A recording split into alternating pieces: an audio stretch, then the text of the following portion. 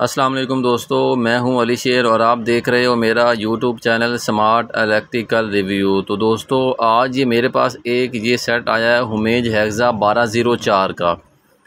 तो आइए दोस्तों इसको चेक करते हैं कि इसके अंदर कौन सा फ़ॉल्ट है और ये कैसे ठीक होगा।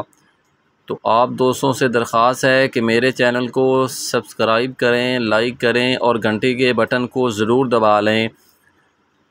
तो आइए सबसे पहले इसको चेक करते हैं। ये हमने इसको करंट लगाया है, तो ये ऑन किया है। तो ये देखें मैं इसको ऑन करने लगा हूँ, ये मैंने इसको ऑन कर दिया। ये अब ये ऑफ़ नहीं हो रहा। ये देखें मैंने इसको ऑफ़ किया तो ये ऑफ़ नहीं हो रहा। तो जब ये सूरत हाल करता है तो ये वापडा पे शिफ्ट भी नहीं होता। तो मैं इसको खोलता हूँ और इसकी सर्विस करने के बाद इसको चेक करता हूँ कि इसका कहाँ फ़ॉल्ट आया और ये कैसे दूर होगा। सबसे पहले इसको खोल लेते हैं, इसकी सर्विस वगैरह कर लेते हैं और फिर इसको रिपेयर करते हैं। नए आने वाले दोस्तों से दरख्वास्त है कि मेरे चैनल को सब्सक्राइब कर लें, लाइक करें और घंटी के बटन को ज़रूर दबा लें ताकि मेरी हर नई आने वाली वीडियो आप दोस्तों तक पहुंच सके और आप अपना फ़ायदा उठा सकें। तो अभी मैंने सर्विस करके इसको बोर्ड को बाहर निकाला है, निकाल के अभी मैं इसको चेक करने लगा हूं। तो ये देखें मैंने इसको बाहर निकाल लिया है। तो अभी मैं इसकी FETयाँ वगैरह चेक कर लेता हूं। SMDs वगैरह चेक कर लेता हूं, कोई SMDs वगैरह ख़राब तो नहीं है। तो अभी मैं इसको चेक कर रहा हूं, इसकी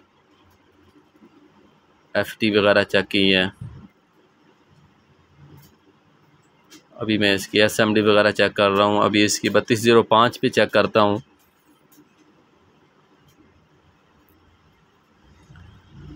FET तकरीबन इसकी सब ठीक काम कर रही हैं। तो इसकी ये SMDs वगैरह ख़राब हैं जिसकी वजह से ये फ़ॉल्ट कर रहा है। ना ही ऑफ़ हो रहा है, ना ही ये चार्जिंग पे शिफ्ट हो रहा है।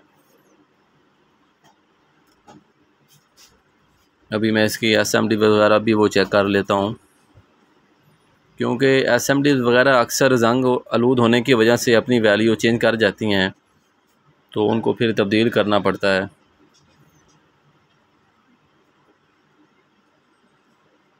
तो ये इसकी SMD वगैरह मैंने चेक की है, तो ये SMD ही इसकी ख़राब हैं। तो ये सबसे पहले इसकी SMDs वगैरह जो हैं वो सारी उतार लेते हैं और इसको SMD वगैरह नहीं लगाते हैं और इंशाल्लाह ये हमारा फ़ॉल्ट इस SMD को दूर नहीं लगाने से दूर हो जाएगा। तो मैं ये SMD इसकी उतार ली, अब नहीं लगा रहा हूँ।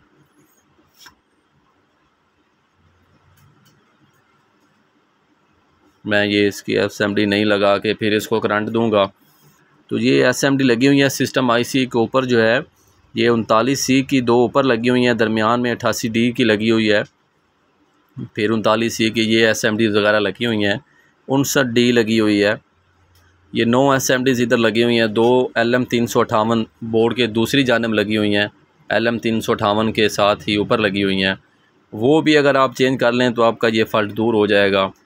तो ये देखें LM358 जो है ये ऊपर 2 लगी हुई है SM358 के ऊपर, R144 और 147 वगैरह, ये दोनों SMDs ये भी चेंज कर लें तो आपका ये फ़ॉल्ट दूर हो जाएगा। तो अभी मैं इसको करंट दोबारा देता हूँ। मैंने इसको करंट दिया है तो ये देखिए ऑन हो गया। अभी मैं इसको ऑफ़ करता हूँ तो ये देखिए मेरा सेट ऑफ़ भी होने लग गया है।